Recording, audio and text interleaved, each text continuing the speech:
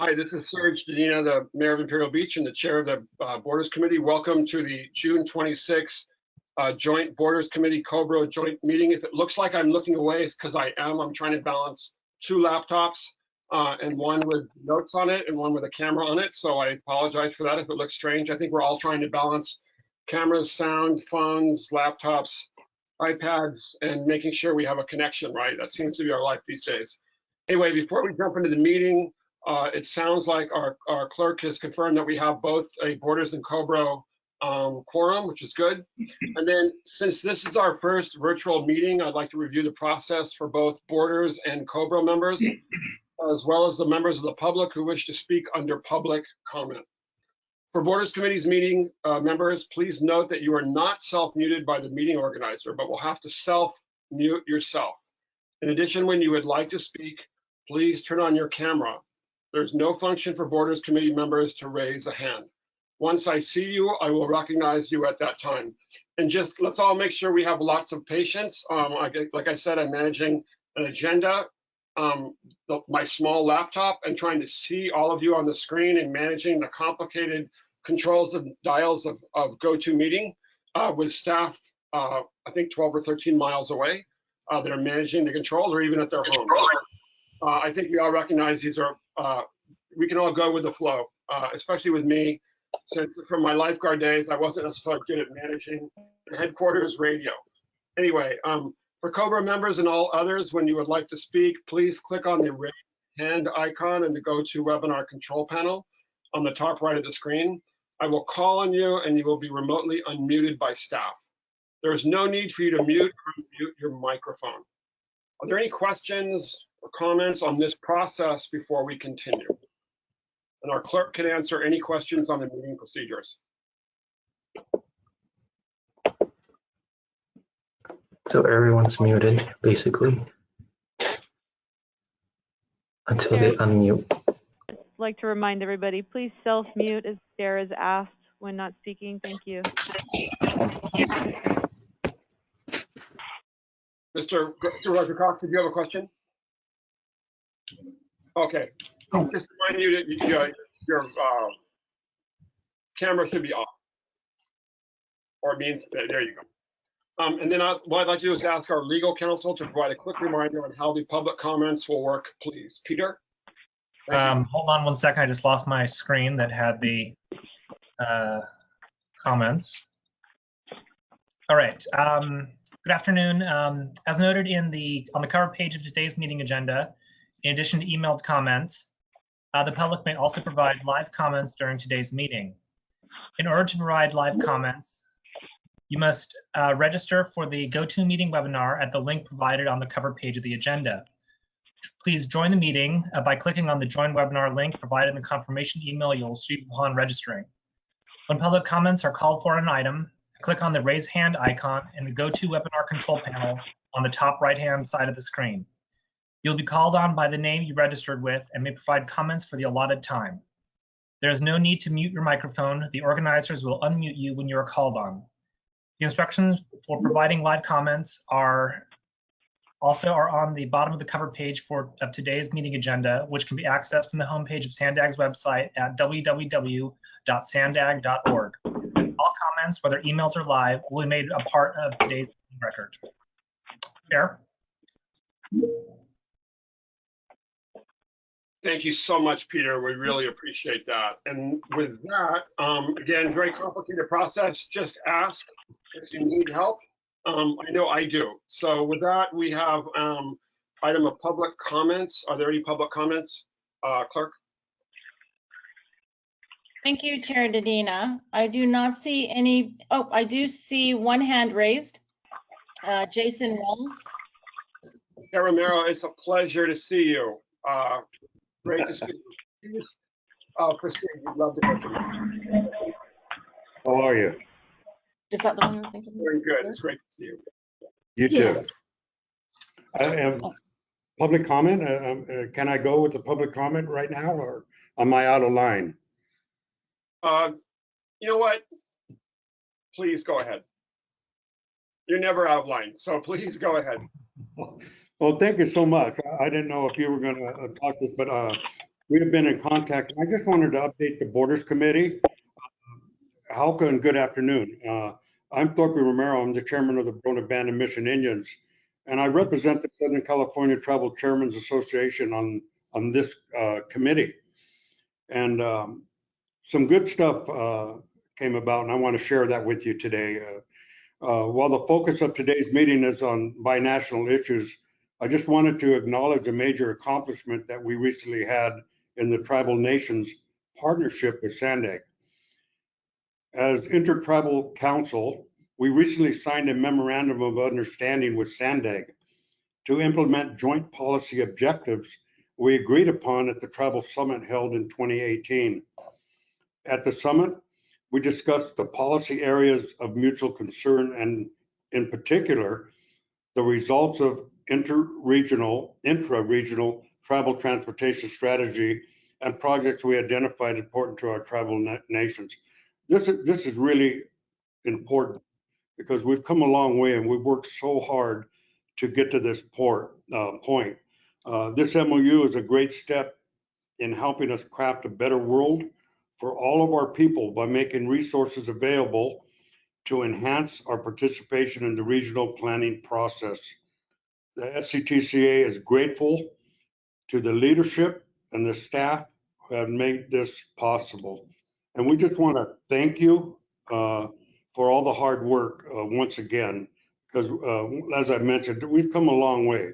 This is something moving forward with the tribal summits, working together in collaboration with SANDAG, and now we've engaged in another MOU with SANDAG so we can move forward and work together collaboratively. So we appreciate everybody that has had input in this. So thank you. Thank you so much, Chairman Romero. And I want to remind our newer Border and COBRA members that the Borders Committee isn't just about our relationship with Mexico, obviously with our tribal community partners, that we take that with the utmost seriously and really, I think, reaffirmed that relationship and that support through SANDAG, through the regional meeting that we had. And I think probably it's time to get back to doing that. We may not be able to do that in person, so I'll definitely work with our staff, and I know with you, Chairman Romero, to see how we can do that virtually. I think it's more important than ever to discuss critical issues with our SCTCA and tribal community partners. So that's important, as well as our partners in Imperial, Riverside, obviously, and Orange counties. Thank you, Mr. Thank you so much. Yeah, great, thank you. And then just to make sure I'm clear, do we have any other additional public comments? Yes, Chair. Jason Wells had his hand up. Well, good. We always want to hear from the legendary Mr. Wells from San Ysidro Chamber of Commerce. Mr. Wells. Thank you, Chair. Yes, good afternoon, everyone. Jason Wells of San Ysidro Chamber of Commerce. Wish I could see you all, but I do thank you for this combined meeting. It's always good for COBRA to be able to see or be with, if you will, our Borders Committee. Just 3 quick points I wanted to mention that I didn't see on the agenda for today. I'd like to ask for SANDAG support, and however Chair and Executive Director you may deem that is, but for the release of border restrictions. San Ysidro alone has over $800 million in sales each year. 95% of those sales that happen on the boulevard are from people coming from Mexico. 65% on the west side of San Ysidro. That's not to mention what you, Chair, could add, what Mayor Salas could add, what Mayor Sotelo Solis could add. No matter how much California reopens, San Ysidro and our South Bay we're not reopened until that border is completely open. Excuse me. An arbitrary, not allowing an arbitrary fraction of border crossers to not cross does nothing, to public health. That's done through PPE and social distancing and so forth. We need to get that border open. Secondly, real quick, for the local governments, now is really the time to start looking at infrastructure. I was just talking about, at the border, I've got 15,000 people that come at the foot of San Ysidro Boulevard each day, but 2 people can't walk shoulder to shoulder to my office a block and a half north. Now you add on the fact that 2 people aren't supposed to be less than 6 feet from each other. How is that going to happen without, for this example, widening of sidewalks? So I just, having local governments look at infrastructure. And then lastly, as a point, Sandag last month did a great study on the COVID effects on our county. I just want to make sure when we're pointing out the effects on the Black and Hispanic communities that we're not their numbers aren't higher because they're Black or Hispanic. The numbers are higher because they don't have jobs they can do from home. In a general sense, I'm speaking, of course. So just keeping things on socioeconomic terms rather than race. That's it. Thank you very much. Thank you so much, Mr. Wells, and thank you for all your leadership in San Ysidro on border issues in the community in general. Do we have any additional public comments? I see no more hands raised, Chair. Great. Thank you so much, everybody. And again, thank you for being here for this historic first ever virtual Sandag and COBRO's borders and COBRO meeting. It's obviously more important than ever that we have this meeting and we discuss border issues that are facing us, that obviously are front and center in the news recently. Before I make a few remarks, though, I'd like to acknowledge that this is the first meeting with Imperial County Supervisor Jesus Escobar as the new vice chair of this committee. Welcome, Supervisor Escobar. Really, really glad. I've enjoyed working with you in the past. I know you've been a very active member of this committee and very active in promoting cross-border collaboration and planning and infrastructure in Imperial County and elsewhere. So I want to thank you for all your leadership, but also for being here as well. And I'd like to start by recognizing that our region, as both of our countries, is experiencing extraordinary, challenging, and painful times. I think it's important to be transparent and open about that, and really acknowledge the fact that because of the global pandemic and this health crisis and issues of racial injustice that have come to light, and I think woken up our country and our region to the extent that we need to address these issues together. We are struggling with issues of racial equality, social injustice, and fairness. And there's nothing more fair about how we invest, for example, in infrastructure and planning and deal with issues of public health. From the borders perspective, COVID-19 has affected all of our communities, every one of them. And what we're seeing is more in the South County and border regions, more than most, for a number of reasons. And so I want to recognize our new heroes, those who are working while we were sheltered in place, those that couldn't stay at home, and especially our first responders and medical workers and public health professionals, and all those in public service at every level that have been giving of themselves, right? And all those that we have lost. I'm sure that we're going to hear some engaging stories from our presenters, but I want to note that during the pandemic, our border has remained open, operating with restrictions and allowing U.S. citizens to return home to their country, while also permitting essential workers who serve our communities to keep shared production lines operating. But obviously, for anyone who lives in the border region, the border just got more challenging, more life-threatening, and more just harder to operate in. So we're grateful to everyone who's tried to figure out how to make it work during this unprecedented crisis. What we've learned also is that COVID-19 is not influenced by our nationality nor by race or ethnicity.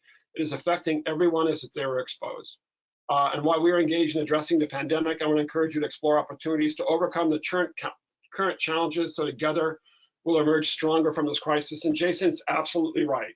This is the time to do things, to get things done, to take on big challenges. What we've seen nationally and even internationally is that the excuses we used to make for not doing things and taking so long to do them no longer applies. We're moving at lightning speed to address issues that have affected us all in our country for decades, if not obviously even centuries. In this context, before we continue, I also want to make a note, a historic milestone that will occur in a few days on July 1st.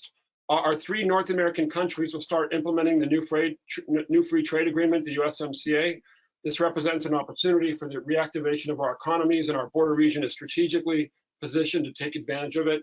And as someone was really on the sideline and supporting the USMCA process, I want to really acknowledge the leaderful San Diego Tijuana effort at every level, whether it's congressional delegation, but folks from the private sector, community-based organizations, state, local, regional, and of course, obviously in Mexico, that work together to make that USMCA happen. And more importantly, our congressional delegation that put the teeth into it to allocate funding for wastewater infrastructure. That's absolutely how government's supposed to work. And yesterday we had a meeting with the EPA, and even before that, I know Supervisor Cox and I were on a meeting with EPA Administrator Andrew Wheeler who thanked all of us for getting that money allocated. So we do appreciate it. And it was because of this leaderful effort that you see at Sandag, Borders, and Cobro every time we meet. Now I'd like to ask if Cobro co-chairs Consul General Carlos Gonzalez and or Paul Ganster would like to say a few words. And welcome, gentlemen. Thank you very much. Thank you very much, Mr. Chair. I hope you can listen to me okay. So if I may, Serge, Mr. Chair, I'd like to say, take advantage of this first Cobro and Borders Committee virtual joint meeting to say hi to my friends. I could see briefly Hassan and Mayor McNamara, Vivian Moreno, Supervisor Cox, many other friends that unfortunately it's been weeks that I haven't had a chance to say hi to all of you. It's great to see you at least this way. You look sharp. You look sharp in this technology. And I want to tell you, first thing, that the Mexican Consulate, we are very grateful for the efforts that the whole county have done in the midst of this crisis. I want to congratulate public officers, elected officials, and the whole Department of Public Health of the county, the Board of Supervisors, for a very effective, in my opinion, a very effective response to the pandemic. I know that things are getting tough during the last few days, but it is a fact that San Diego was one of the first counties to get their act together and respond immediately. And I think that's something that will be recognized the more we have historical distance to look back. We are grateful to the help that you have provided to Mexicans residing in this county. Unfortunately, we have at least 23 people born in Mexico who were residents in San Diego and died here because of COVID. Of those, 18 asked us for help in the repatriation of the remains. But I'm sure that those numbers are a great undercount because, as you know, the county does not ask, and I think that for very understandable reasons, do not ask for nationality when they provide health services. So we know that a significant number of Mexican nationals have been affected and have received the help of private and public institutions in San Diego. And for that, I thank you all. My second point, 2 out of 3, is I just want to share with you that the Mexican Consulate is now fully open. We are not able to help as many people as we used to. Before the crisis, we were issuing at least 240 documents per day.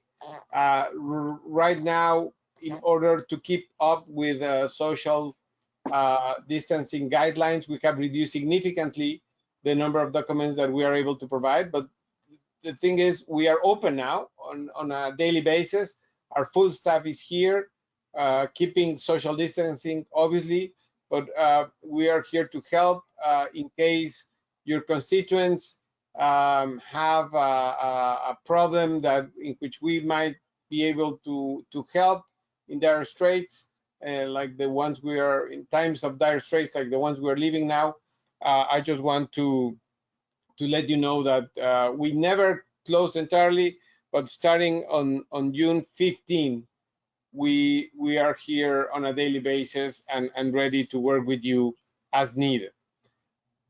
My final and third point, Mr. Chair, before asking my co-chair, Paul Ganster, to say a few words, is to let you know about an initiative that for us is extremely important.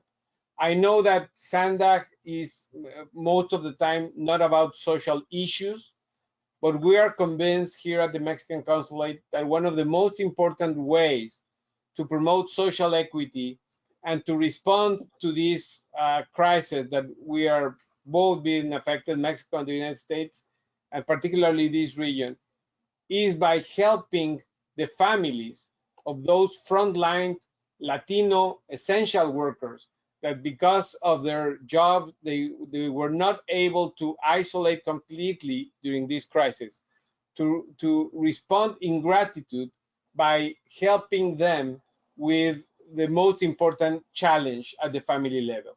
And that is to make sure that their kids get to college and remain there. And so because of that, during these times, we have launched a new initiative called Colibri MX scholarships, which are $1,000 grants that we want to give to high school students who graduate, who live in the county of San Diego, and who have been accepted to college. We opened the call for applications on June 8th. That call for applications will be closed by July 8th, and we hope to help at least 70 students, 70. So we are in the midst of a very particular and concrete challenge to raise $70,000 in order to help 70 students, all of them immigrants or the children of immigrants of Latino or Mexican origin, to get to college, to send them that message, that stamp of approval that we have their backs.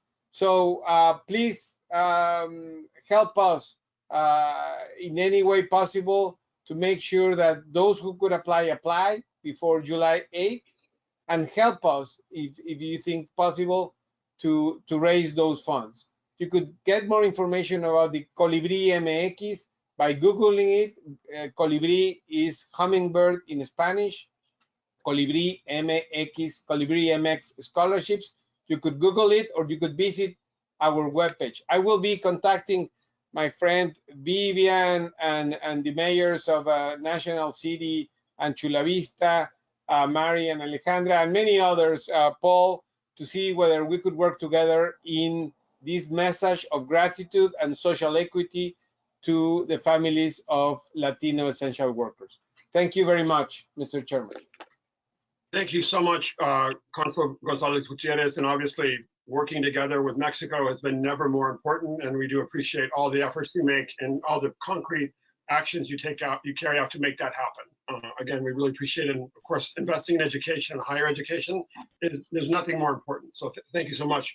Co-Chair Gangster, are you here? Would you like to say anything? Yes, I'm here. Can you hear me? I can. Okay. I'll save my remarks for later. I'm on the agenda, but I just wanted to say hello to everyone and thank Chair Dedina for managing this meeting today. So I'll talk to you later. Thanks, Professor Genster. And I think maybe it was one of the last meetings I had was probably actually with you at our lifeguard station in Imperial Beach. I think that was in February or March or something. I can't remember. It feels like it was 20 years ago. But anyway, thank you for being here and all the leadership you have carried out historically and more recently on border management. We appreciate all that you do. Are there any additional, Hassan, before we get to you, I know any additional Borders Committee or COBRA members who would like to offer any comments? Please turn on your camera or raise your hand at this time. If you have any comments. Anybody? I do not see any hands raised, Chair. Great. Again, I just want to thank each and every one of you, though, for all your leaderful efforts. That's the word I love to use, leaderful. Just more when we have these crises and situations that we call all hands on deck. I'm just always inspired and moved by the fact that you're all there, always. And I think for all of us who work on the border, resilience and being adaptive and pivoting every day, maybe 5 or 10 times a day, is something we're used to. So I think definitely that helps out when we're addressing these types of crises that we have to address, like right now. Mr. Venegas, I know you had an update on, you want to just provide for a briefly? So good to see you. Good to see you all.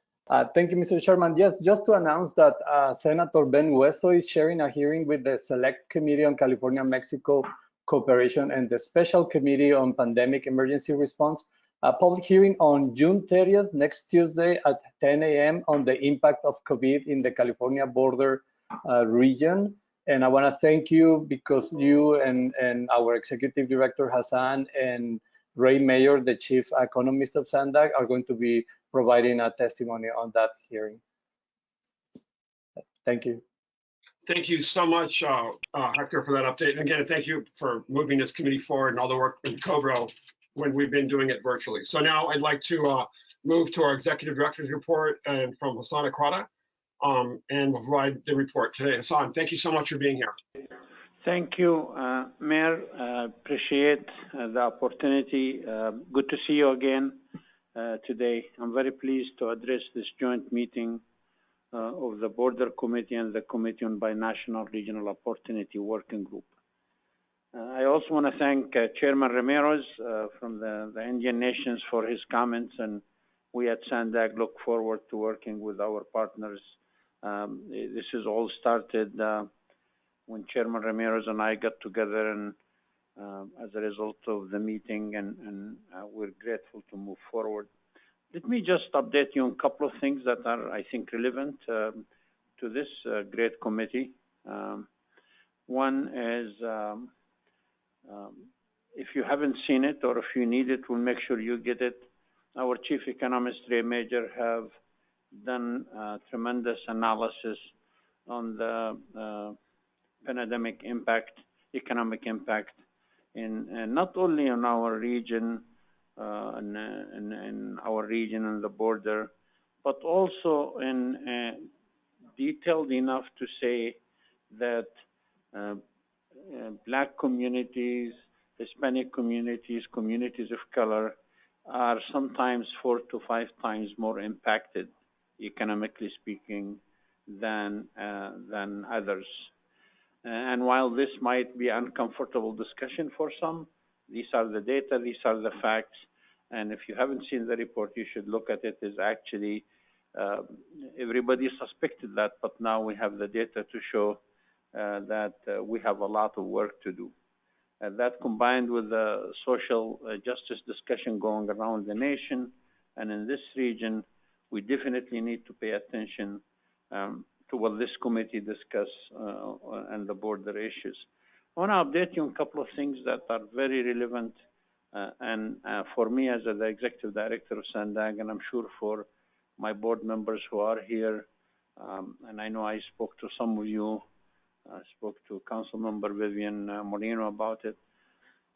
There is some tangible things, infrastructure projects that we need to push really hard on, especially now after COVID-19.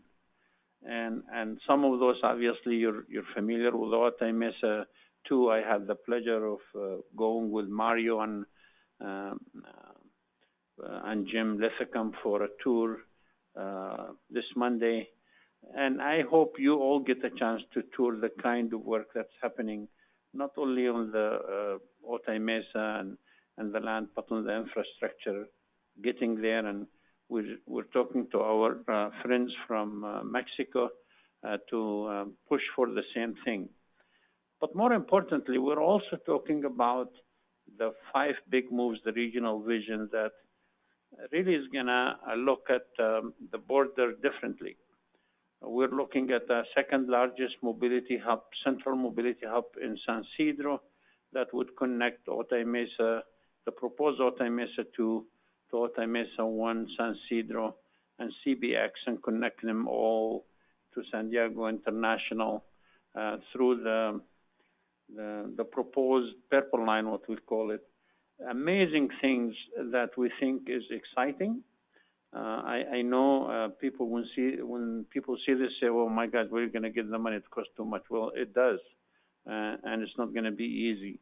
But I believe if we want to survive economically, we have to do that. So I look forward to speaking to this committee in more detail about our 5 big moves. I want to thank you for all the work you do, and Chair Dedina and Mayor Dedina, I want to thank you for everything you're doing on behalf of SANDAG. And with that, Mr. Chairman, that concludes my report. I'll be happy to answer any questions. Thank you so much, Hassan, for all the work you've been doing and making sure that SANDAG is more relevant than ever, and all the leadership you've been providing and all your staff during this crisis in all ways. Are there any Borders Committee or COBRA members who would like to offer any comments or questions? If you would, please turn on your camera or raise your hand at this time. Are there any comments or questions? Great. Well, thank you so much. Thank you so much, Hassan, and thanks for rocking the mask. We appreciate that. All of you are rocking the mask when you're out in public or inside. Mayor Dedina, when I'm here in the boardroom with my staff, so I'm required to wear a mask. So we have to comply with the policies, right? Absolutely. Yep. All right. I'd have mine on, but I'm by myself in my house, so that's good. But I definitely wear my mask outside. Anyway, and when I go to the grocery store. And now we'd like to turn it over to, Chair Dedina, yeah, I would like to confirm for the record that there were no hands raised for public comments on this item. good. Thank you so much for reminding me that. I'll make sure we make that clear every time we go through an item.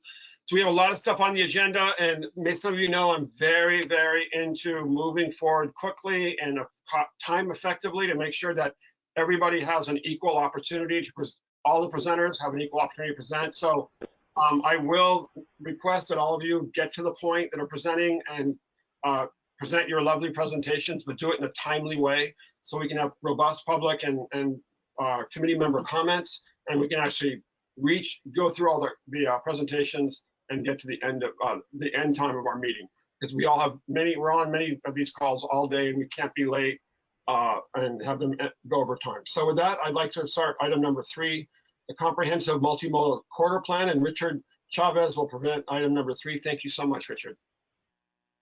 Thank you, Chair. Thanks for having us today. So this is a summary of our comprehensive multimodal corridor plan program. Next slide, please.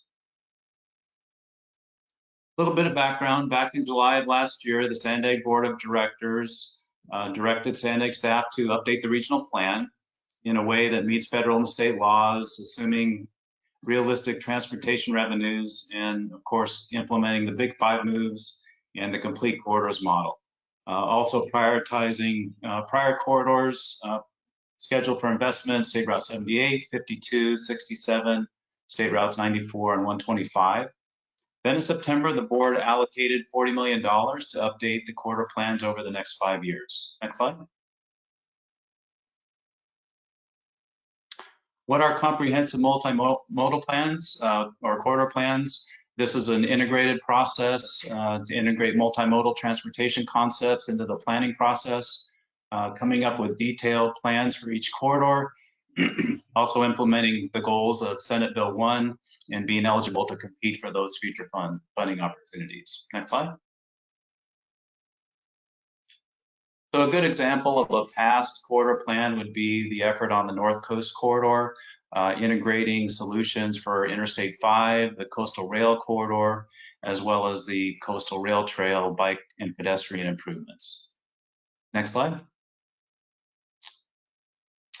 This is an exhibit that we've been using pretty extensively for implementation of the Big 5 moves around the region, using the comprehensive corridor process for our planning efforts, and kind of going from left to right on the slide here, keeping in mind the freight movement needs on the corridors, as well as bus transit, of course, auto transit, auto travel, rail corridor, bicycle pedestrian improvements, as well as micromobility solutions, local streets and roads, and the overarching application of technology in all of these future plans. Next slide.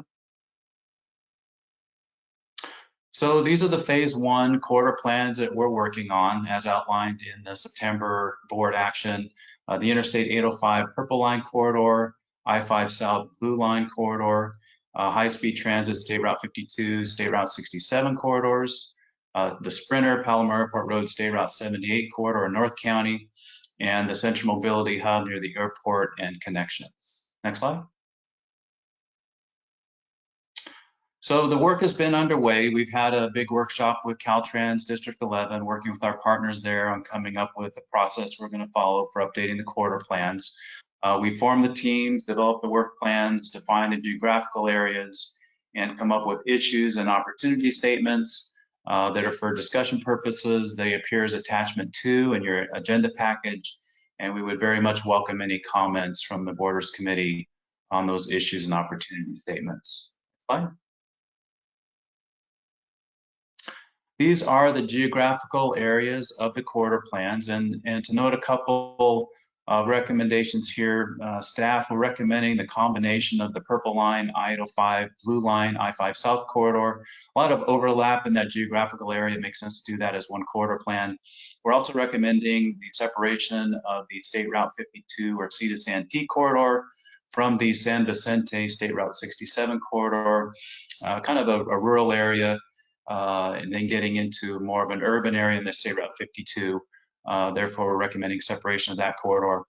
The North County corridor shown in blue, and then the Central Mobility Hub and Connections corridor area shown in yellow. Next slide.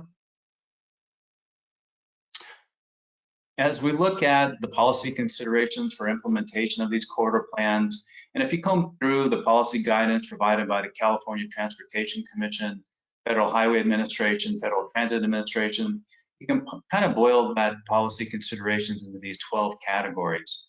So these are the categories we've been discussing with the Transportation Committee. Recent changes are shown in the red highlight, underline, and strikeout. I'm not going to go through each of these, but we're asking each of the teams to prioritize these 12 policy considerations. Not so much that any of these are more important than the other, all of these considerations are important, but it's going to help the teams focus on the right transportation solutions for each of the corridor plans. Next slide. And this is the last slide, kind of just going over the implementation schedule. This past spring, we've been busy working on developing the work plans, forming the teams for these corridor plans. It includes cities, the county, transit districts, as well as Caltrans and Sandag staff. Moving into the summer and the fall, we'll be doing a lot of data analysis, working with the stakeholders on what that data analysis means. Moving into the fall and winter of next year, conducting the community outreach, and then we hope to have these plans completed by next summer, so we're ready to compete for state and federal funding opportunities. Also, really important, developing consensus on what the priority solutions are for each corridor. That's very powerful in hopefully going after future sales tax measures at the local level at some point in the future. And that concludes my presentation. Thank you. Thank you so much, Mr. Chavez. Really appreciate that updated presentation and all the work that you and Sandag staff are doing on this important initiative. If Borders Committee or COBRA members would like to offer any comments or questions, please either turn on your camera or raise your hand at this time. And it looks like Councilmember Marino's here. Thank you so much for being here and fire away. Can you guys hear me? Okay, wonderful. Well, first and foremost, thank you for the presentation.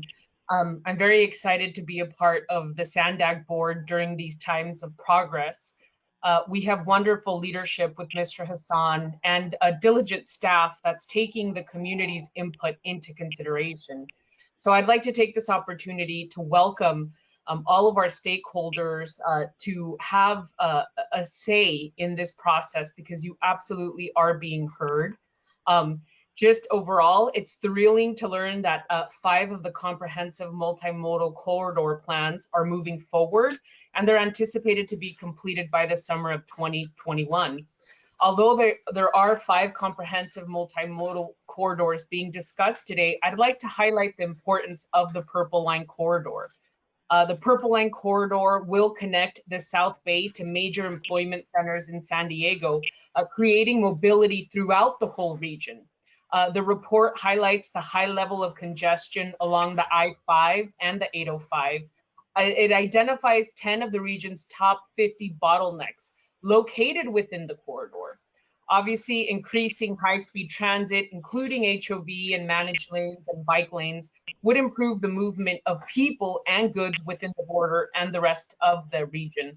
However, I would like to highlight the need for the intermodal transit center that was mentioned earlier today in San Ysidro as a mobility hub, which would complete the proposed central mobility hub at the San Ysidro port of entry.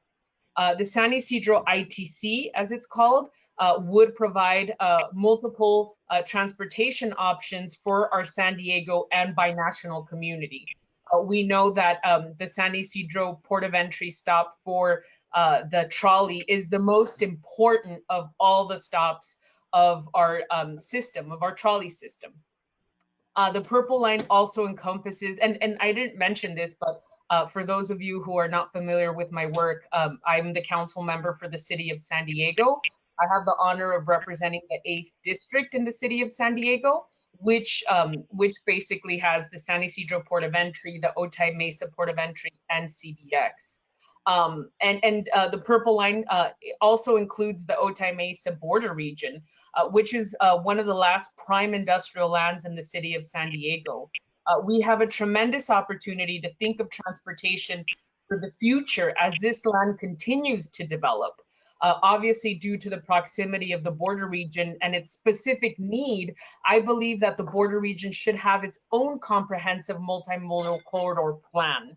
Although I'm very supportive of the proposed comprehensive multimodal corridor plan, we should think about the future growth of the region and the opportunity to improve those options. And I want to thank you. I want to thank the chair for your time, and that concludes my comments. Thank you so much. I really appreciate that and all your leadership on these issues and infrastructure issues on the border in your district, which is a critical component of investing in mass transit and connecting the South Bay to job centers to the north. And now, do we have any additional questions or comments from COBRA or border members, or now we have the public? Any public comments?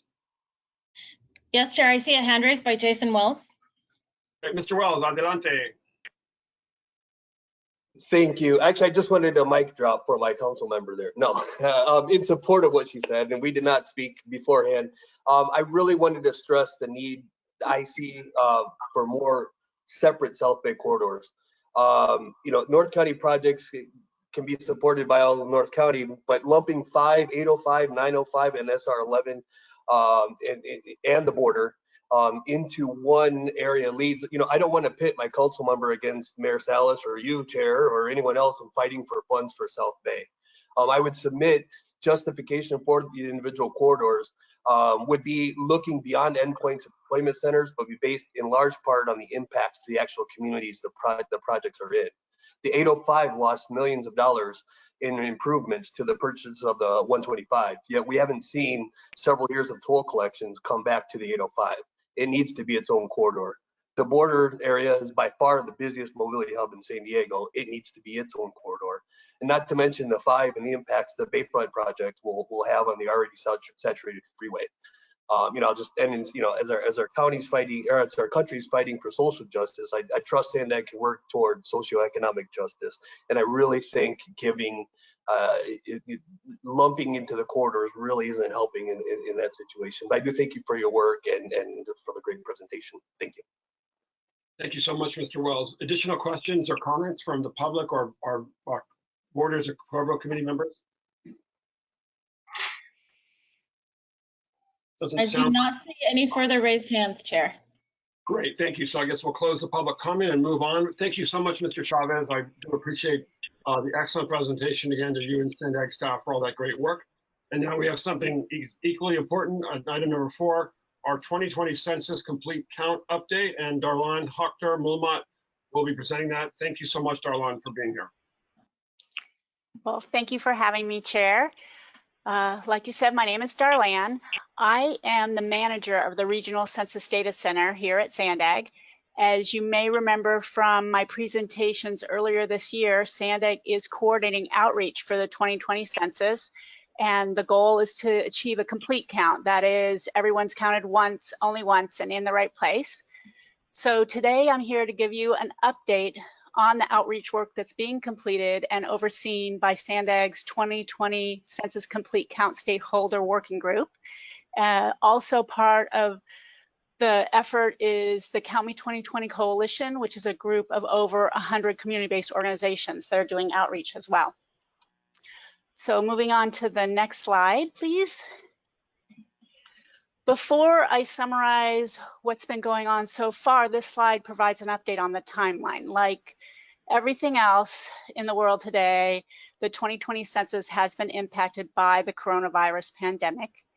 And while data collection began as scheduled with invitations mailed in mid-March by the Census Bureau, follow-up by census takers at residences that don't self-respond has been postponed.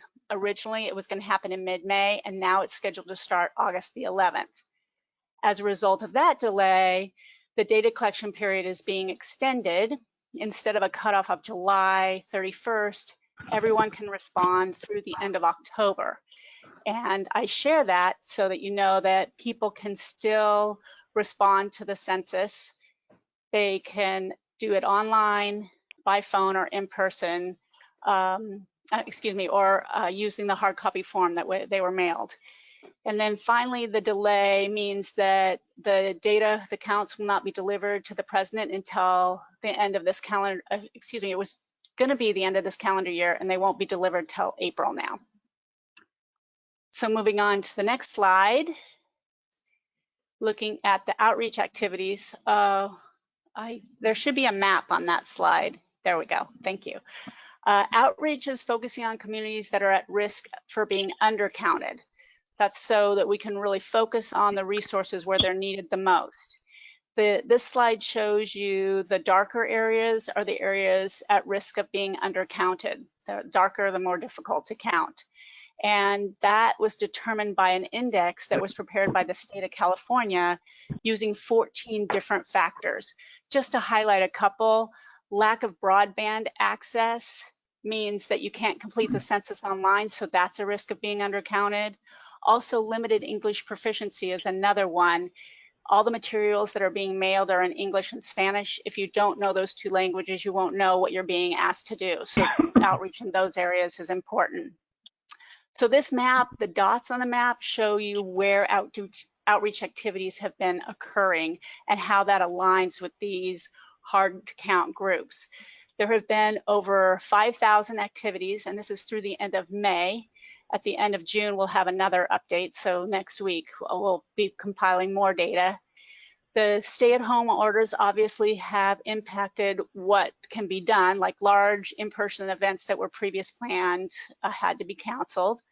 As a result, the jurisdictions and the community-based organizations have pivoted their work to virtual type strategies. Just to highlight a few, digital outreach has expanded to include Facebook Live events as well. There have been direct emails and social media posts. Social distance type work has involved flyers in food distributions. They've also done car parades and street cafes, trying to maintain social distance and still get the word out. The work has been quite extensive. There's been over 3 million impressions, and an impression is when somebody sees or hears a message. And this map, once again, tells you how the activities have aligned. Let's look a little bit more on the impressions, moving on to the next slide. And this shows you the impressions by hard to count community, the types of groups that are traditionally underreported. And this level of detail isn't mandated in the summaries that we share with the state.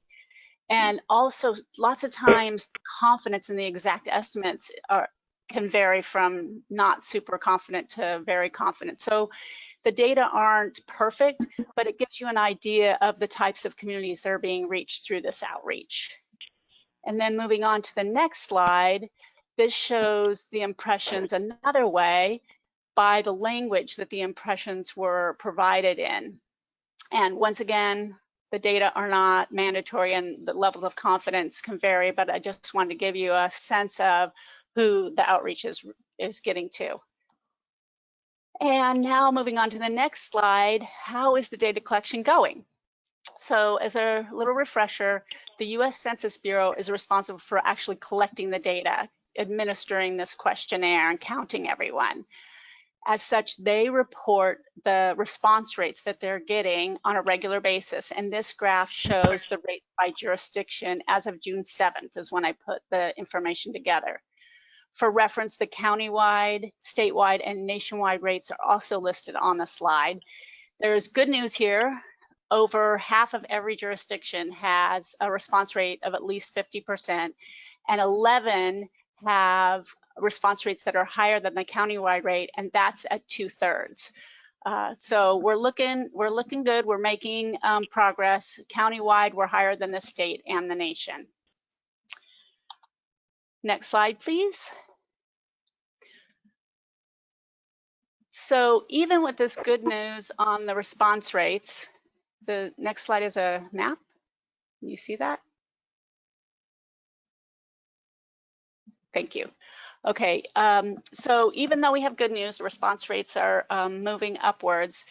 More detail reveals that there are lower response rates in certain communities, and this map shows response rates by census tract. Once again, this is as of June 7th. The outreach locations are also shown on the slide. That's what the dots are. And the areas in darker purple have the highest response rates, and the darker brown have the lowest.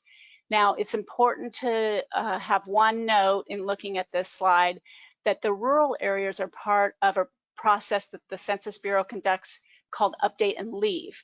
And these are residents that don't have a traditional street address, like they get their mail through a P.O. box, they live on a rural route, something like that. So the Census Bureau does that work in person. That work has obviously been postponed due to the stay-at-home orders. It did begin at the end of May 25th, and it will be finished by the end of this month in San Diego County, but that's a big reason why those areas have lower response rates. Despite that, the members of the 2020 Census Complete Count Stakeholder Working Group, the Count Me 2020 Coalition, and other partners are focusing outreach on the areas that do have the lowest response.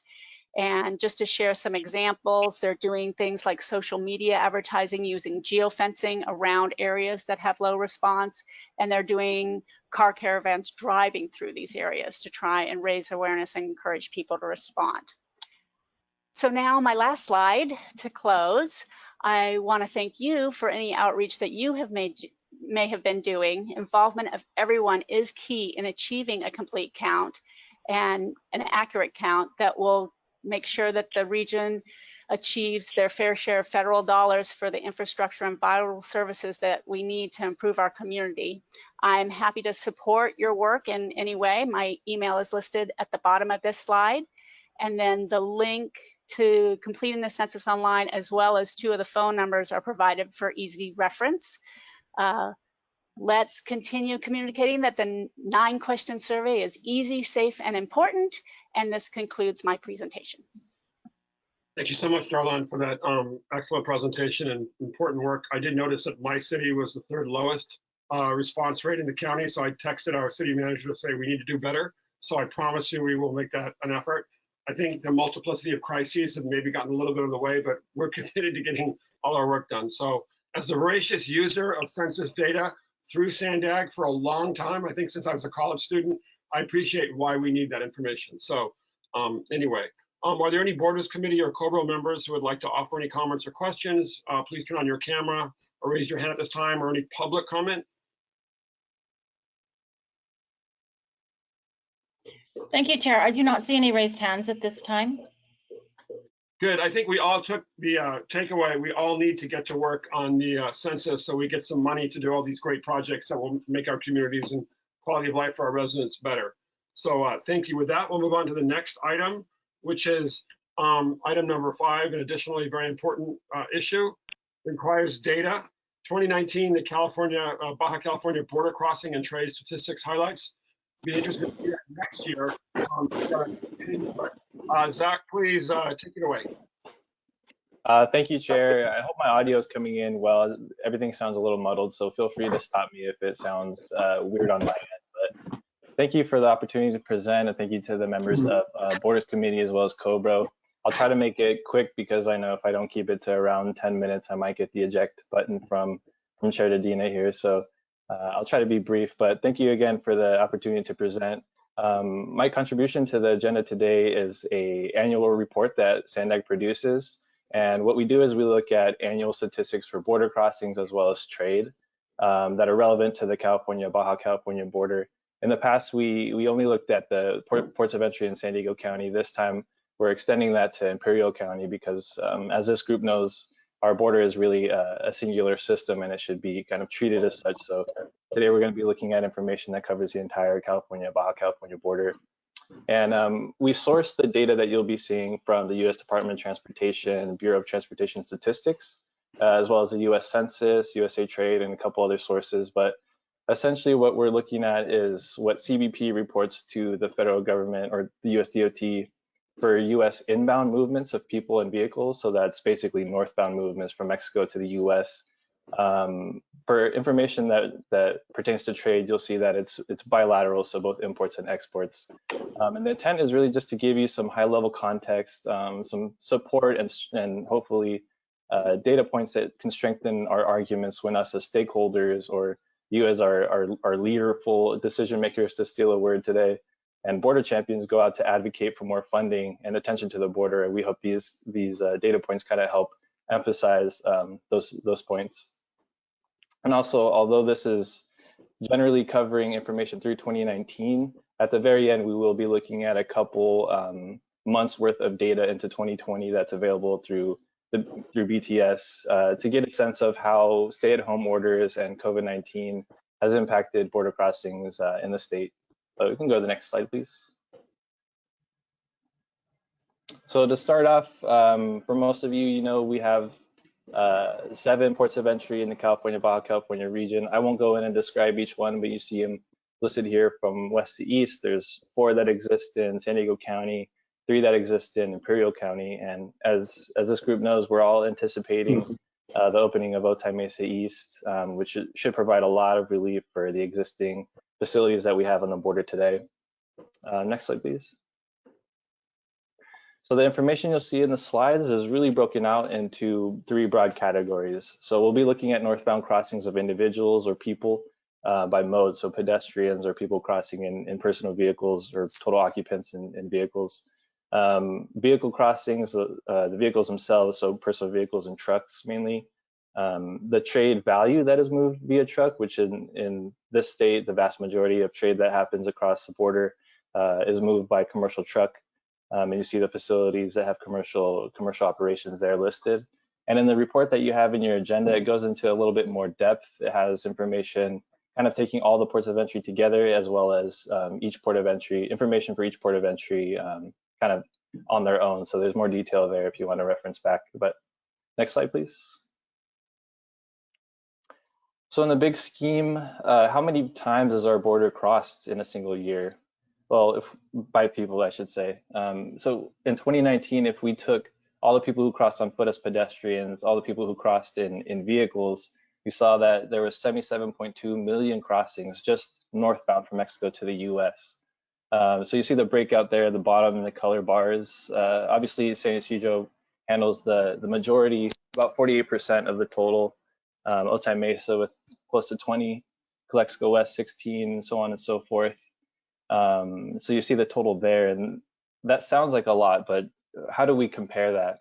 And since we don't have southbound crossing information that gets reported regularly the same way USDOT and CBP do for northbound movements, we assume on an annual basis that there's a similar number of crossings that happen southbound as there does northbound. So if we do that, our bidirectional total for 2019 is 154 million. So next slide, please. So if we consider that, and to put it into a broader context, I like to compare border crossings to airports because I think they provide some nice parallels in that on any given day, there's thousands of people going to and from these facilities and going through security and customs checkpoints. So I think it lends not an apples to apples, but a decent comparison. And if we do that comparison, we see that last year, our ports of entry are processing in the realm of the same or a similar number of people as our top 3 busiest airports in California. And we consider California to be a very, international travel destination and connection point. So for me to see our ports of entry handling in the realm of that similar number of people crossings and processing them all, I think that's really impressive. Next slide, please. So that's a lot of people. And how does that stack up if we look back, say, 20 years or so? So with this chart, what we're looking at is basically 2 decades worth of northbound crossings of individuals or people. And you see our total from last year, 77.2, kind of not quite at the peak levels that we saw in the late 90s, early 2000s, and not quite the low levels that we saw in about 2010, 2011. but you see that it's rising slowly but surely. In the last few years, we've seen some gradual increase.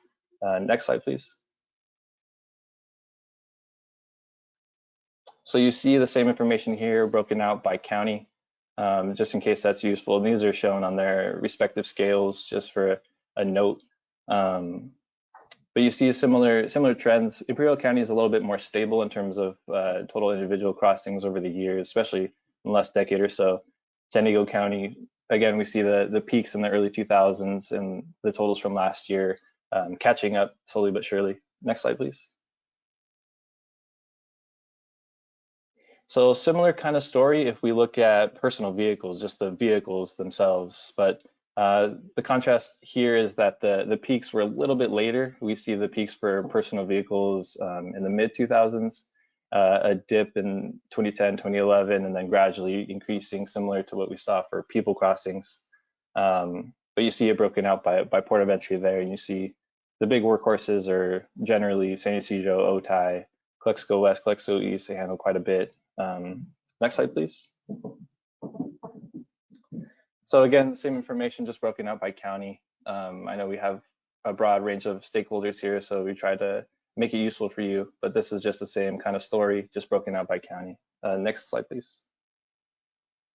The story for truck crossings or commercial truck crossings is, the trend at least is pretty clear. We see pretty gradual, consistent increases year after year, with the exception of a couple decreases, one back there in 2002-ish. And then obviously the global recession 2008 had an impact on the number of trucks that were crossing our border. But you see that it didn't take long for the number of trucks to rebound. And our total from last year comes out to 1.4 million crossings of trucks. That's just northbound. To me, the story here is that this kind of shows evidence of some resilience on the part of our binational economy, which you know is really important at the local and state and national level. So this is information for trucks. Next slide, please. Again, same information, just broken out by county. Next slide, please. So just a quick example that although it's nice to get that big regional picture and look at all the POEs together to kind of get a pulse of what's happening at the state level, we do look at the ports of entry, the trends at each ports of entry on their own to get a sense of what's happening at any given facility. So this is just a quick example. We're looking at pedestrians here over the last 2 decades or so. Not going to go into too much detail, but just an example that at the planning level, we definitely go into a lot more deeper levels of analysis. Next slide, please. So another interesting data point that helps us kind of inform our planning work and our strategies around the border is understanding how people choose to cross the border. And so at any given port, you have people crossing on foot or in vehicles, and there's a mode share that you can kind of derive from that. And we see across the board, if you take all the crossings together, there's generally a 25 to 75% split.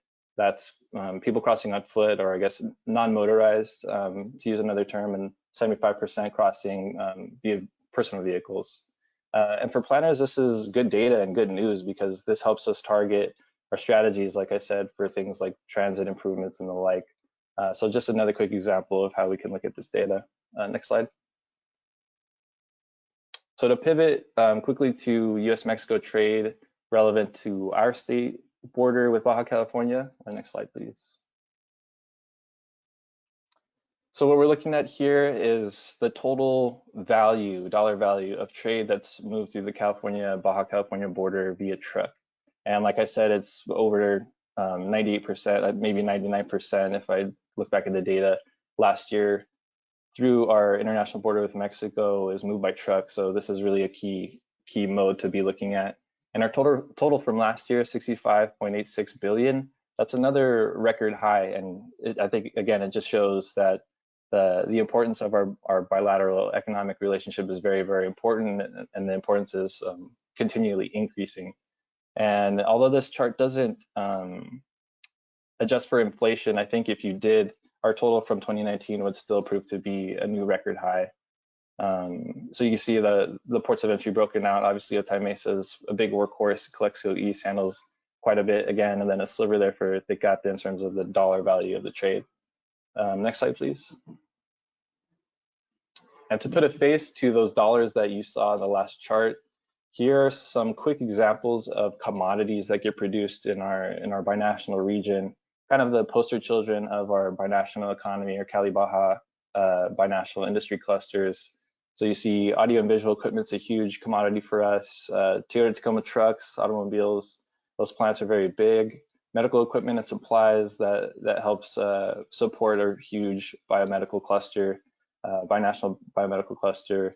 Navigation, measuring, control instruments, very fine-tuned instruments, and we have the capacity to produce some very, very sophisticated technology. Produce, a very big, bulky item, very important for our region, and then aerospace equipment and parts, also very important for us. And there's countless others, but here are just a few quick ones to give you a flavor of what's getting produced and what's getting moved back and forth across the border. Next slide, please. So this, to kind of pan out to the whole US-Mexico level and to get a sense of the trade that's happening every year, amongst other, I guess, good and bad highlights or headlines that came out of 2019, out of all those, one that really stuck out and one that I think is really important is that Mexico became the US's #1 overall trade partner, trading upwards of $614 billion. Which is a really, really important thing for us to remember and to keep reiterating when we're going out and asking for funding, asking for attention on the border. And it's not just California or Texas or border counties or border cities impacted by trade with Mexico. As you can see on the map, it's really far and wide from the border. That Mexico is really, really an important player in the binational economy. Many states, as you see in the second group of bullets, many states are exporting more than $1 billion, $3 billion. 8 states more than $5 billion. So you can see the impact is really far-reaching. Next slide, please. So that was a quick snapshot, or I guess the general story pre-COVID. And if we take a few moments to look at some early data for 2020, some early months, we can get a sense of what the impact has been in terms of border crossings. Next slide, please. So what we're looking at here is data by month for 3 different categories of northbound border crossings. So at the top, you have pedestrians and POVs in blue, truck crossings in the orange down there. And if we could call your attention over to the far right of these graphs, travel restrictions really went into effect March 21st, I think officially. So if we look at April, that gives us the best picture in terms of what the impact has been for stay-at-home orders, travel restrictions that the federal government has imposed on our border. And just looking from the preliminary numbers, you see that the impact has been mostly felt by pedestrian crossings. I'm sure Mr. Wells from the chamber is well aware of that. Crossings of personal vehicles fell by about half. Truck crossings fell by about a quarter. And to put into kind of a comparison, Texas has felt the impacts to pedestrians and personal vehicles a little bit greater. They've seen pedestrian crossings fall by more than 80%, personal vehicles by more than 63%. In terms of truck crossings through Texas, is kind of on par the decreases with California that we've seen. Next slide, please. And just to conclude, a couple key things as to where we are now with things. We've seen really all facets of daily life impacted by the pandemic, and the border is really no exception. And to me, I see things, or I guess 2 opposing forces working to kind of keep the border, unfortunately, in this delicate balance. We've seen obviously the travel restrictions imposed late March and at least until late July. And nobody really knows exactly, and we're all waiting anticipation. There's a lot of uncertainty in terms of what's going to be allowed in terms of travel across the border. We know there's still people crossing, there's essential workers living in Baja California, and by the book, there's still a lot to cross, as well as lawful US residents and citizens just returning home. But there's still a lot of uncertainty. And kind of on an opposing track, we have USMCA, which was agreed and will go into force July 1st. And to me, it kind of is an opposing force, and luckily that's providing a little bit of hope, a little bit of, I guess, market certainty. Our binational businesses, our cross-border businesses don't seem to be going anywhere, but we are, as everyone is, kind of still waiting to see what happens, waiting to have things hopefully go back to some semblance of normal, so we can continue functioning. The border can continue functioning as a key access way for both people and trade in general. So I'd like to just leave that there, and I'm happy to answer any questions. But this was a conclusion slide.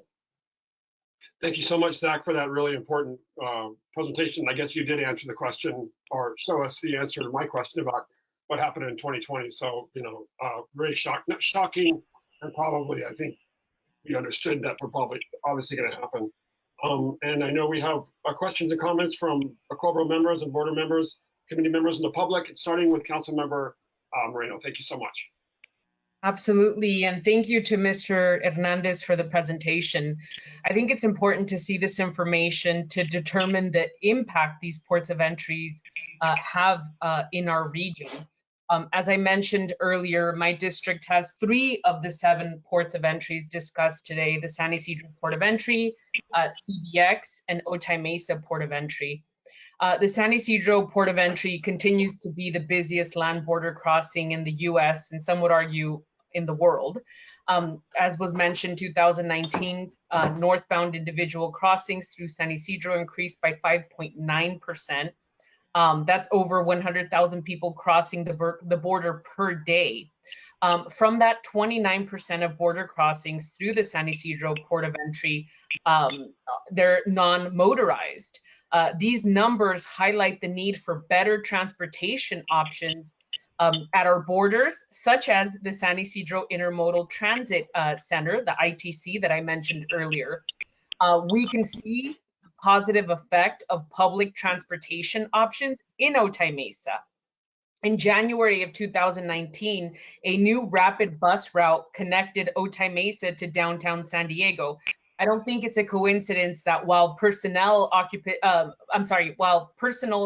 occupied vehicle crossings decreased by 14.6% at Otay Mesa, pedestrian crossings increased by 5.2%. That's the biggest increase in pedestrian crossings at Otay Mesa since 2012. Yet the Otay Mesa Port of Entry is better known for commercial truck facilities in the region, as it's the 2nd busiest along the U.S.-Mexico border. I always Otay Mesa I have a soft spot for Otay Mesa, and anywhere I go, I present the fact that over $47 billion, and I always say billion with the B, of trade crosses Otay Mesa Port of Entry. I think it's worth noting that the trucks that cross through Otay Mesa Port of Entry, they use city streets. When you're going southbound, they use city streets. When you're going northbound, they use city streets in San Diego and in Tijuana. I think with the increase of crossings at the border, we have to make sure that our infrastructure can handle these growing numbers. Lastly, I'm so happy to see CBX's total crossings increase by 28.1%. That's almost 2.9 million crossings. And I think as we talk about the future of transportation in the region, we need to take into account the impact that the border has not only to our economy here in San Diego, but as Mr. Hernandez pointed out, to the whole nation. So that's my plug, that we need more money from DF, and that we need more money from Washington, D.C. Thank you once again, Mr. Hernandez, for providing this very, very important information. Numbers don't lie, and we really appreciate you. Thank you. Thank you so much, Councilmember Moreno. Are there any additional questions or comments from borders or COBRA members or the public? I did see a hand from Carl Nettleton, but it appears he put his hand down. Mr. Nettleton, did you want to speak? His hand is raised again, Chair. Okay, Carl. Trying to get it. There we go. Yes, Zach, good job. Thank you. Just curious if there's a report that has all the statistics laid out that's available, as well as the PowerPoint. Indeed, yeah, it's included in the agenda packet, the report itself that goes into a lot more detail, and then the presentation slides are also linked on the meeting webpage on sandag.org, so they're there already. Great, thank you. Hey, good to see everybody too. Thank you so much, Carl. And again, thanks for all your leaderful effort. And I see Mr. Sankey, Councilmember Sankey from Coronado. Thank you so much. Thank you, Mr. Mayor. I appreciate you recognizing me. Zach, I don't know if you're the right person to ask this question to, or maybe this is something we could agendize at a future meeting, but I'm really curious about the process on Otay East. I know we've had a tremendous amount of roadway projects, $200 million now taking place there, and we're planning out the building. We're looking at the funding strategies, and I know Hector's talked to me a little bit about the modeling for the toll system, but it would be great to hear A, how we're doing on our side of the border, and B, maybe if it involves a visit from somebody from the other side of the border, updating us on where Mexico is on this important trade and popular or public use crossing. Yeah, I think there's probably other staff that can speak a little bit more in depth about the project itself, but I know that there's a lot of advancement in recent weeks, and it's probably a perfect time to start having individual briefings with all of you, our decision makers and elected officials. I know staff on this side would be looking forward to doing something like that. And as an agendized item, that's definitely something that we've been thinking about for Borders Committee as our forum for Borders issues. But definitely that project needs to have its own agenda item and highlighted in a bigger way, have its own kind of platform. So I don't see it being part of necessarily this annual report, but definitely we're gonna come back with more updates, really exciting stuff for the Otay Mesa East project. Zach, thanks very much. Certainly didn't mean to put you on the spot, but I know that we're going to see a lot more trade when that thing opens, and it's certainly going to be good for both sides of the border. Definitely.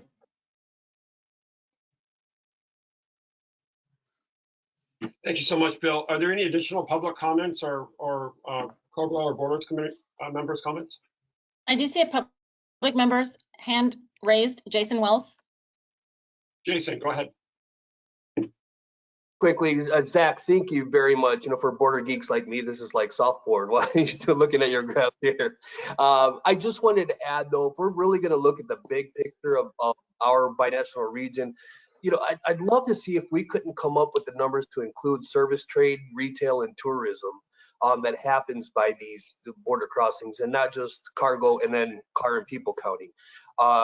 You know, while the U.S. trade, we heard a lot about this during the presidential campaign. While the U.S. trade with Mexico in terms of cargo is at a deficit, if you add services, which is exclusive to San Ysidro in addition to tourism, we're actually at an $8 billion surplus. As I mentioned before, that $8 billion surplus now is at a standstill, right, with the border restrictions. But I would love to see us to be able to add that in to give the full picture. As you mentioned, and you're dead on, it's a dichotomy. It's laughable that we're doing so much to protect the cargo, but yet we're doing these arbitrary restrictions on tourists. I won't say in this format why I think that is, but you know, I would love to see if we could add in you know, the full picture. Thank you. Yeah, thanks. Chair? Oh, sorry. Chair, this is Mario Orso, and if you allow me, I can respond to Councilman Sankey. Of course, go ahead. Hi. Yeah, Councilman, yeah, absolutely. We'll be providing more detailed briefings on Otay Mesa East. I think a piece of information that's very valuable is that the Mexican government just put out in their official gazette the licitation for the acquiring the right-of-way. So that's a process that has started now in getting their own personnel to pursue the right-of-way acquisition. But we will invite members of the Mexican government to provide us some updates on their jobs, and we will provide you updates on our side. And we'll schedule also, Hassan has also already brought up to my attention of scheduling, you know, focus tours to the job site to the different committee members. As you know, we can't take everybody due to the social distancing, but we'll have to figure it out and be within the Brown Act and all those type of rules that we need to follow. So you could go and see what we're doing, and then we could also be discussing what's going on in the different strategies to pursue the project. Thank you so much, Mr. Orso, for that update. Appreciate it. And are there any additional public comments or board member comments, corporate member comments? I do not see any more hands raised at this time, Chair. Well, thank you, Zach. We really appreciate that update. And obviously, it's really important. And I think we all realize that the more we invest in border infrastructure, and I think as Councilmember Moreno said, all those trucks waiting in line on city surface streets in San Diego to cross the border, when they're waiting in those long lines, are having a significant impact on air quality, which increases our GHG emissions and has a significant impact on the children on both sides of the border in terms of air quality and asthma. There's some of the highest rates of asthma anywhere in South San Diego County, and that directly has an impact from border crossings and diesel trucks idling in border crossings. So it's not always every day where you have infrastructure that increases economic development, quality of life, but also decreases environmental impact. The triple win for us when Sandag works to invest and works with Mexico and California and the federal government in the United States to promote innovative ways to increase border crossings. So thank you everyone for working on that. And then we'll turn it over to Jose Marquez from Caltrans. Again, I want to thank Caltrans for all their leadership on border issues. It's been remarkable to have the state agency with this amazing NASA-like expertise to figure out how to work and make things work efficiently on the border. All of us know how complicated it is to do these giant infrastructure projects and plan to make these happen. It's like moving a huge giant tanker very slowly, and I know how complicated it is. And our city has learned a lot from the water quality process by watching the very complicated but very strategic and brilliant way that the state of California works with Sandag and partners in Mexico to make these large infrastructure projects happen. So with that introduction, Jose, please take it away. Thank you. Okay. Thank you, Mr. Medina. Can you hear me well? Can you hear me well? Yeah, we can. Okay, perfect. Thank you. I'm Jose Marquez. I work as a senior transportation planner for the California Department of Transportation's Caltrans. I supervise the Caltrans District 11 Freight and Binational Planning Program, and it's an honor to be here with all of you and present the efforts to update the California-Baja California Border Master Plan. Next slide, please. So what is the Border Master Plan? Well, the Border Master Plan, or BMP, is a binational comprehensive approach to coordinate planning and delivery of port of entry and transportation infrastructure projects serving the California-Baja California border region. About 15 years ago, federal and state agencies responsible for port of entry and related transportation projects agreed that a border master planning process was needed. The U.S.-Mexico Joint Working Committee took the lead in the initial planning efforts. This committee is the highest level committee between Mexico and the United States in anything related to binational transportation. California and Baja California completed its first plan in 2008. The plan was later updated in 2014. Both plans were managed and coordinated by the state of California and the state of Baja California through Caltrans and Ysidro. In brief, the BMP helps coordinate the planning and implementation of port of entry and transportation projects at the border region. Next slide, please. And why is it needed? I think I don't need to sell why a border master plan is needed in this forum, but it helps us improve the coordination on border transportation infrastructure. And in addition, it helps us institutionalize the dialogue among government agencies at all levels of government, federal, state, and local and regional, from the United States and Mexico. And it also establishes binational and comprehensive approach to planning and delivery of projects as one system. Next slide, please. The decision-making structure for the Border Master Plan includes a PAC and a technical working group. The PAC, or Policy Advisory Committee, is composed of executive-level staff of federal, state, regional, and local agencies that are responsible for ports of entry and transportation projects serving those border crossings. The PAC establishes and approves the study limits and commits resources and staff to this effort. The technical working group is composed of senior level from the same agencies, senior level staff. The technical working group members work closely with Caltrans and Ysidro to provide data and information, review assessments and analysis, and make recommendations to the PAC, or the Policy Advisory Committee. Interested parties also participate by invitation. These agencies are brought in as needed to inform particular tasks. Next slide, please. In this slide, you can see the U.S. agencies that have participated in the BMP process in the past. When the PAC recently approved and updated the Border Master Plan Charter, and it added a couple of new agencies. And on the U.S. side, now we have the participation of the California Environmental Protection Agency, Cal EPA, and also the International Boundary and Water Commission and its counterpart in Mexico. Next slide, please. There are 14 agencies from Mexico that are currently participating in the BMP process, as you can see in this slide, from all levels of government. Next slide, please.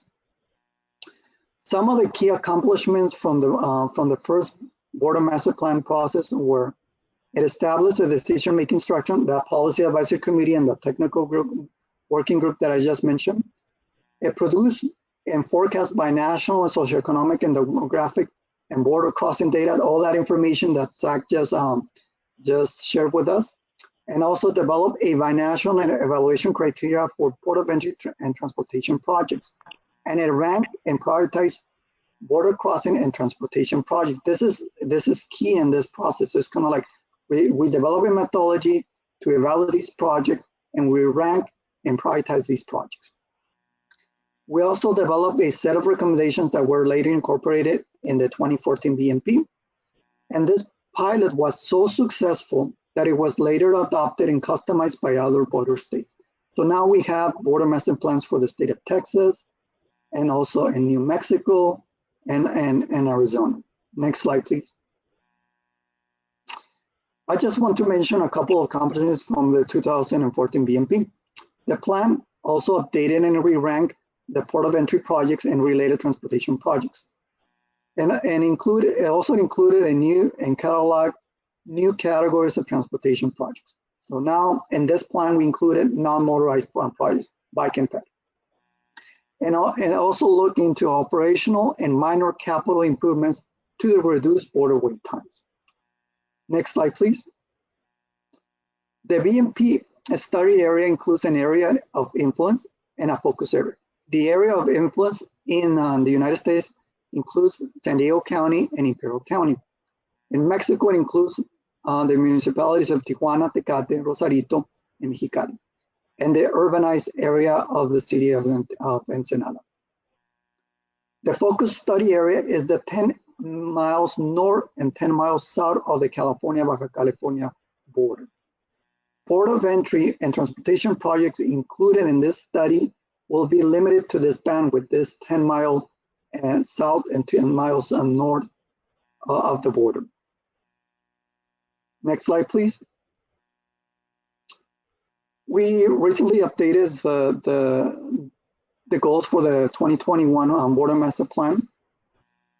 And these include maintaining and strengthening the binational coordination with those committees, those national committees between Mexico and the United States, that and the U.S.-Mexico Joint Working Committee and the Binational Bridges and Border Crossing Group. And also, and this is why we're here, because we would like to expand the outreach to community groups and private sector stakeholders in the border region to learn more about your concerns and gain additional insights on border regional issues. And this is very, very, very important for us. We're also going to be reviewing the status and recommendations of previous BMPs and develop a process to manage the border as one system. Next slide, please. We would like to identify and address regional mobility impacts of cross-border traffic on our border communities. This is a new goal. In previous plans, we focused primarily on the border crossing, on the port of entry. Now we're expanding our concerns to the communities that surround these border crossings. We also would like to update new policies and legislative issues and funding trends and opportunities that impact the development of and capital improvements that are going to be incorporated in the Border Master Plan. We also would like to encourage ongoing communication among all of you and participating agencies by upgrading and developing a website and developing a database management program. Next slide, please. These are the tasks that we are working in our update, and these were approved by the Policy Advisory Committee this January. We completed task number 1 and 2. We formed again the Policy Advisory Committee and the Technical Working Group, and our scope of work was approved. We're starting our public and stakeholder outreach. That's task number 3, and that's why I'm here today. We're working on task number 4. That's the gathering and reviewing the border data. That's all that information that Zach is just shared with you. And also we're developing forecasts for 2040. And we're also conducting an assessment of the border region. That's task number 5. This summer, we'll be working in the development of task number 6. That's our data management tool. Next slide, please. Task 7 and 9 are tasks that we haven't done before. In the spirit of the region's big 5 moves, we want to think outside of the box and look into innovative strategies in the border region. We will also look into how to fund these innovative strategies and proposed projects. That's task 7 and 9. So, and we're looking for your feedback on, especially as we define those innovative strategies. We're probably going to be looking at what's things and best policies in other border states, or maybe some policies that we can implement from like airports, international airports. So this is where we can. This is I think the fun part of the Border Master Plan. In task 8, in task 10, it's also a new task. And of these innovative strategies, we're going to be developing blueprints to implement some of these innovative strategies. And finally, we will develop a set of recommendations that will be spelled out in our final report. Next slide, please. We have a very tight schedule, and we're hoping to wrap up our effort by the end of February of 2021. Next slide. These are some of the key meetings that we already have with some of our border stakeholders, with some of our border stakeholder groups.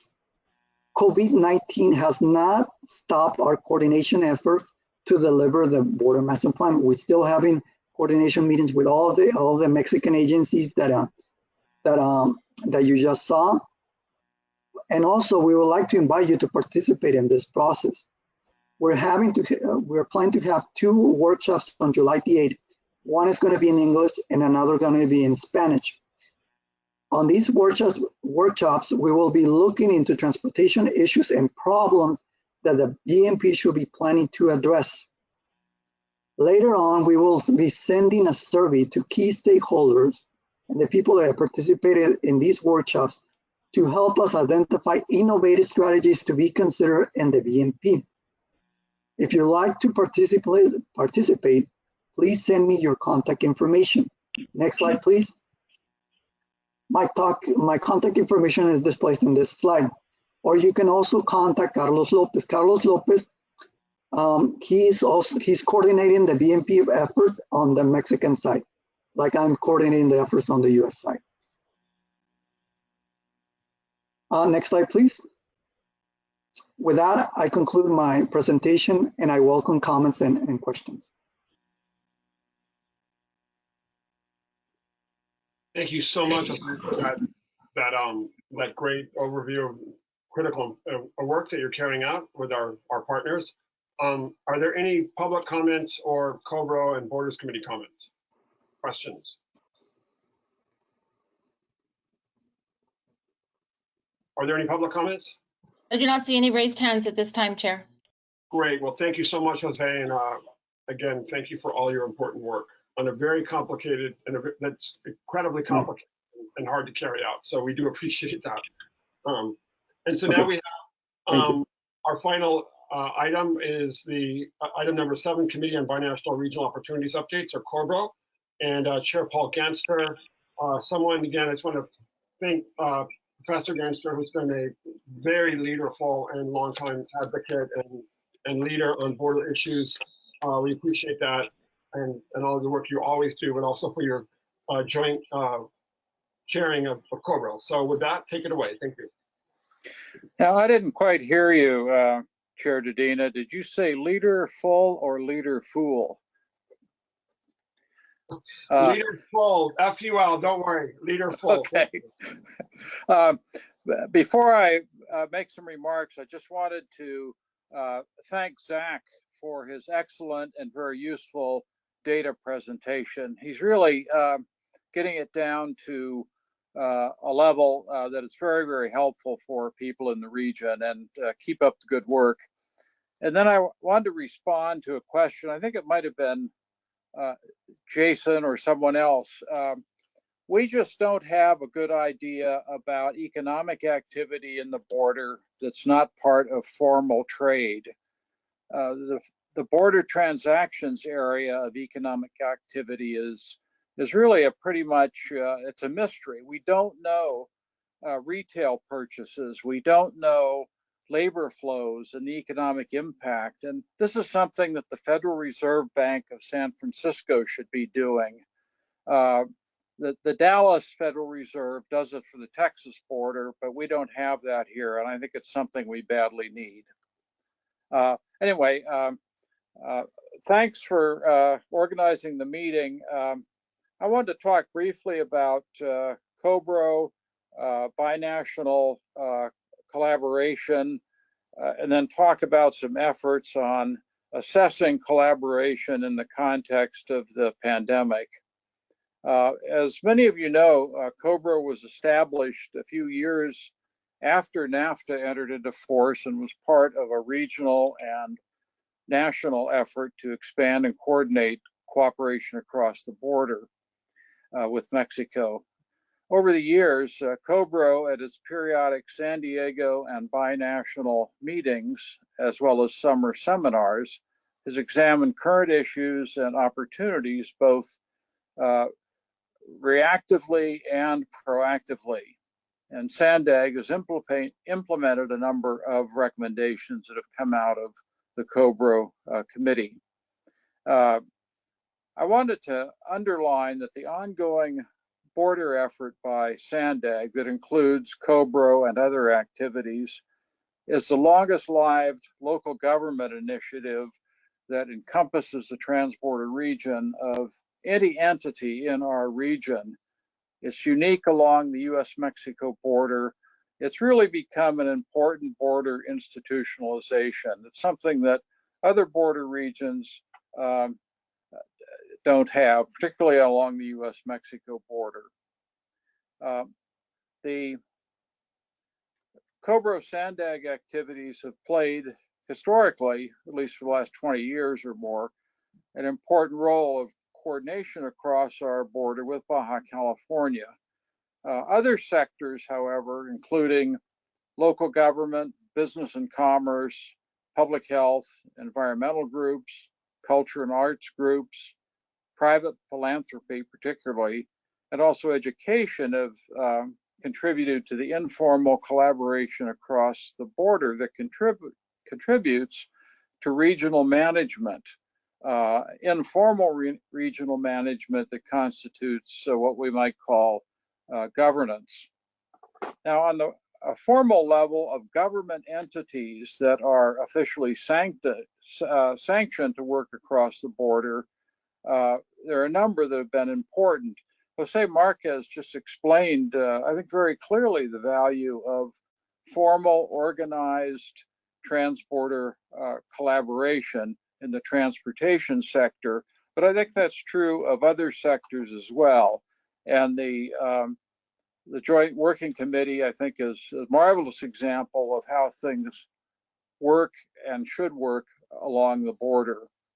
Other formal entities include IBWC, U.S. and Mexican sections, the U.S.-Mexico Border Environmental Program with Border 2020 and the soon-to-be Border 25 programs, the Border Liaison Mechanism and ongoing work of the Mexican and U.S. consulates in the region are important.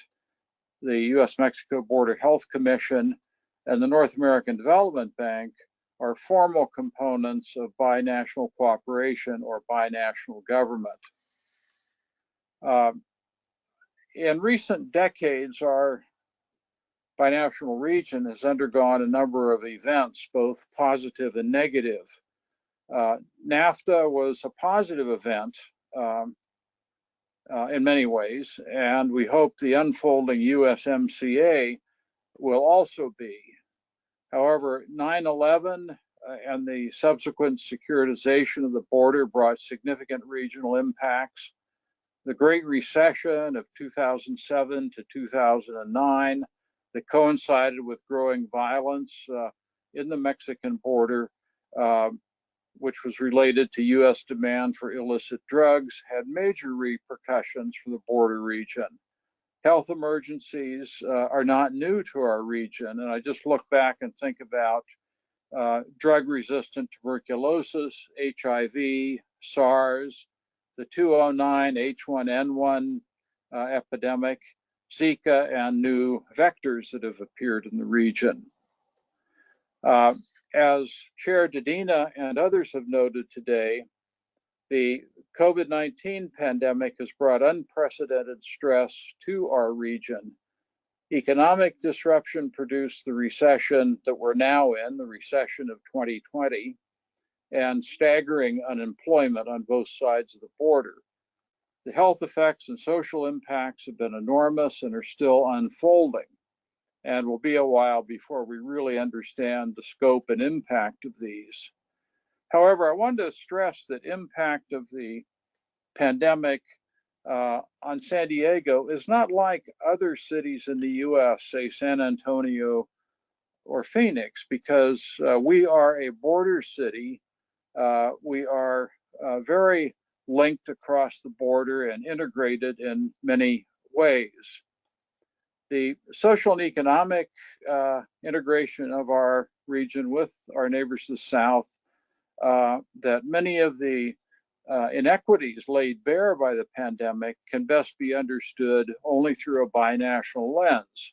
For example, San Diego, in the San Diego service sector, thousands of jobs considered as essential are held by people who live in the Tijuana region, partly because they can't afford to live in San Diego, and there are other reasons as well. Thousands of American citizens live in northern Baja California, so it should be no surprise to anyone that the pandemic brought many of these people to the San Diego healthcare system. COBRO members have begun to consider binational cooperation or governance in the context of the pandemic. And we've been working with other groups. And I think one of the most important initiatives is a joint initiative of the Mexican Consulate and the Center for U.S.-Mexican Studies at UCSD and other partners to look at the impact of COVID-19 in the region and look forward to see what we should be doing better. To really move this process forward, and I hope COBRO will be able to contribute substantially, we need to understand the landscape now of San Diego-Tijuana cooperation, really on the eve of the pandemic. What has worked in the region? What was ineffectual? And how much cooperation in our region is purely ad hoc and reactive? And what elements do we have that are proactive and have had significant continuity? Second, we need to understand the impact of the pandemic on this cooperation. What worked and what did not? What social inequities were laid bare by COVID-19? And third, assuming that we can learn from past experiences, which we don't seem to be able to do, but should. How can we construct transporter cooperation relationships and mechanisms that anticipate future shocks to the region and that can facilitate binational synergies and take advantage of opportunities? The basic question is, are we ready for the next pandemic or natural disaster? Are we really ready for a major earthquake along the border? Major flooding and those types of things. I'm not sure we are, and I think we should be using the COVID-19 pandemic as a way to review these things and hopefully be better prepared for the future. I'm not sure we can rely on the two federal governments, but certainly I think there are great initiatives that can be taken at the local binational level to do this. My own perspective is that continued involvement and leadership by SANDAG and COBRO is necessary for helping to construct a new regional reality. Early in the pandemic, Chair Dedina pointed out the need for groups in San Diego to communicate when considering border issues. And I think that's good advice. And as COBRO members continue to interact with these efforts, I'd be happy to provide updates about as the effort progresses. So with that, I'll conclude my remarks. I'll be glad to take any comments or questions. Thank you so much, Chair Genster. Co-Chair Genster, I appreciate that update and all the work that you've been doing to promote cross-border relations. Are there any public comments or COBRO or Borders members committee comments? Thank you, Chair. I understand that Rafael Fernandez is a COBRO member, and he would like to speak. I will unmute him. Okay, thank you very much. Thank you, Chair Serge Dedina. I'm very happy to participate on this. No, you're just bitching. I'm sorry, I'm not replying to your bitching. Okay. Well, what I want to say is that I've been here almost 2 years as the director of the Center for U.S.-Mexican Studies at UCSD, and I believe that this emergency situation because of COVID-19 has given us an opportunity to assess, where are we in Tijuana and San Diego in terms of integration. So we create a working group, and you all are welcome to join us. We meet every 2 weeks on Monday morning, and of course, my dear friend Hector Venegas is part of it. And so I believe that this is giving us, and we should see it that way, an opportunity to work together to see what went wrong, what are the lessons that we have to take, because as Paul was saying, we have to be ready for the next one. And this one is going to be with us for a long time. So it's much better for us to coordinate, and that's why we're trying to do that exercise. Again, this is, and I know that this is a great forum to discuss a lot of these border-related issues, and I'm glad that we're doing this, and I'm happy to participate in this SANDAG meeting. Thank you, Hector, and thank you, Chair Dedina, for putting this and for allowing me to say something. Thank you so much, Rafael, and thanks for all your leadership. And as a UCSD alum, I'm glad to see UCSD playing such a pivotal role, an important role in border relations. As someone who took those classes with Wayne Cornelius as an undergrad, I'd love to see that legacy and all my applied learning come to life every time I'm at this committee. And then I see members from the center and folks like yourself discussing all the important work that you're doing and the practical application of research and policy. Are there additional questions or comments?